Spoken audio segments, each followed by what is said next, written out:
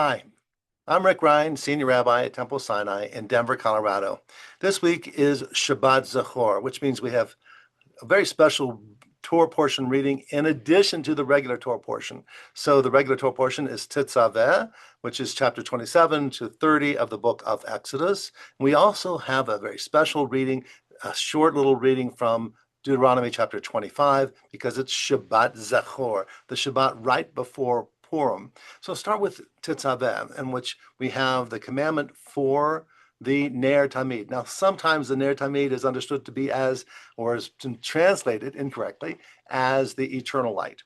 And well, what's eternal, right? Our own sun is not eternal. So the light that the Torah tells us to kindle regularly, Ner Tamid, it says to the children of Israel, specifically through Aaron and his sons, and then eventually said through all the generations, you shall ya'aroch oto Aharon uvanav me'erev ad boker. So Aaron and his sons shall arrange for special oils to be in this menorah, this light that will be kindled throughout the evenings, me'erev ad boker, and it is then an instruction for us throughout all of our generations to keep a light burning even during the nighttime in that most sacred of places in the Ohel Moed, the temple of meeting, and then eventually in the temple. Ultimately, that then came into our synagogues as the Ner Tamid, that light which we keep burning continuously. But it too, once in a while, goes out because it's electric, right? And you have to tend to it. And so what happens when it goes out? You change the bulb. You make sure that the light continues to be burning, even with the challenges, even when there are attacks against it. For whatever reason, the bulb goes out, the filament goes out, the electricity goes out, we'll tend to it. Which leads us to that second reading, and that is the reading from chapter 25 in the book of Deuteronomy. It says, Zachor v'lo tishkach, remember asher asa lecha Amalek, remember what Amalek, this terrorist tribe, did to you when you were just coming out of Egypt, and you were just refugees, and you had nothing to protect you, but Amalek, this terrorist tribe, attacked you.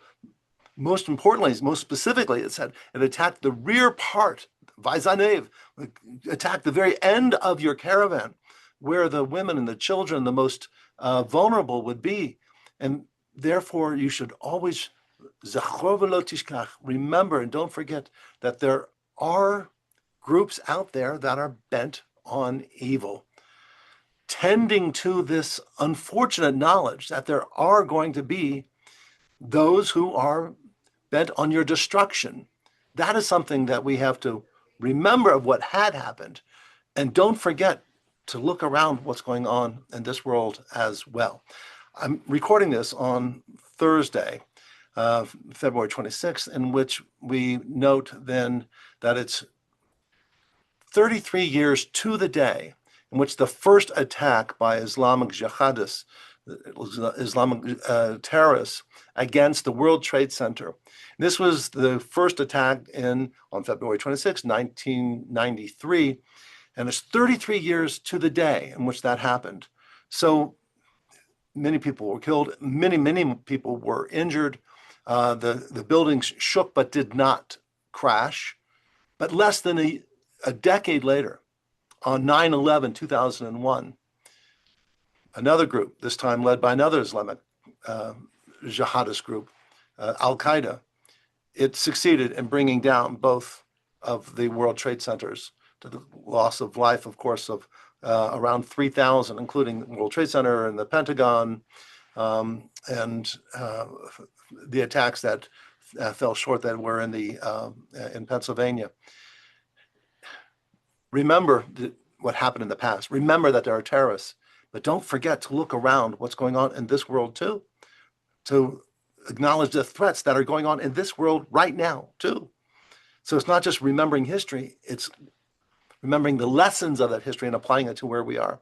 I just got back from Washington, D.C., in which I was with an APAC conference of relatively small in comparison to the old policy conferences in the past when you had 18,000 people. We had some 2,000 or more, but we met with just about every member of Congress, senators and House of Representatives, and I met with them personally. Ours from Colorado, very gracious with their time, and we were able to speak to them in one of the rare instances in this very politically divided era, and one of the rare instances of bipartisan support. Not universal. There are some members of Congress, as you well know, and some senators who are opposed to Israel, who are not very sensitive to Jewish causes. But the vast majority of Republicans and Democrats, liberals and conservatives, come together in support of Israel's security and see the great benefit to the United States that a strong Israel has, that the technology that Israel developed also with the United States, is protecting American troops, American lives, because Israel has faced, since its inception in 1948, the terrorist tribes that are bent on its destruction. And it has learned many lessons. Zakhor v'lo tishkach. Sometimes Israel, like any nation, can let its guard go down, and you can look back on October 7th and you see that maybe they were not as diligent as they needed to be. And of course, in retrospect, you can say what they should have done, etc. But the lessons learned from the failures and the vulnerabilities that we experienced are for us. Zakhor v'lo tishkach. Remember what had happened. Don't forget to apply them to where we are right now.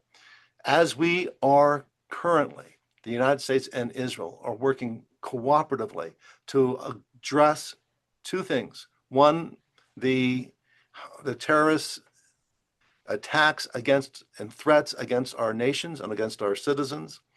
And they're also developing cooperative approaches to protecting us for the future. Those are defensive measures and also some aggressive measures to saying, what do we need to do in order to be safe? Because there are still those like an Amalek who are bent on the destruction, not just of Israel, but also of the United States and of Western culture. It's real. It was real back in the Torah, which is why we have this Torah portion right before Purim, because it was Haman and his crew, his gang, which sought to destroy all the Jews of Shushan, all the Jews of Persia, all the Jews throughout the realm. And it was because of brave Queen Esther and Mordecai, who stood up, would not bow down, would not be quiet, stood up strongly and rallied support, and we were able to survive. It's necessary in every generation for us to find those who are willing to speak, which is why I went to Washington, which is why here in Denver, in Colorado, wherever you are, speak up against anti-Semitism, speak up against those who seek the destruction of Israel. Zakhor v'lo tishkach. Remember and do not forget. Also remember what that light represents. That light represents the Ner Tamid that we have in our synagogues. That light represents hope, God's presence in our lives. We will keep kindling that hope, keep reminding people around us and ourselves that even in the darkest of times, we will light the lights of hope and of peace. We can vanquish Amalek. One day it says Amalek will be wiped off of the earth, and we'll only have peace between all peoples. Jews, Christians, Muslims, Buddhists, Hindus, all nations coming together in peace. That's a dream. That's a hope. And we will continue to light that light of hope. Zakhor v'lo tishkach.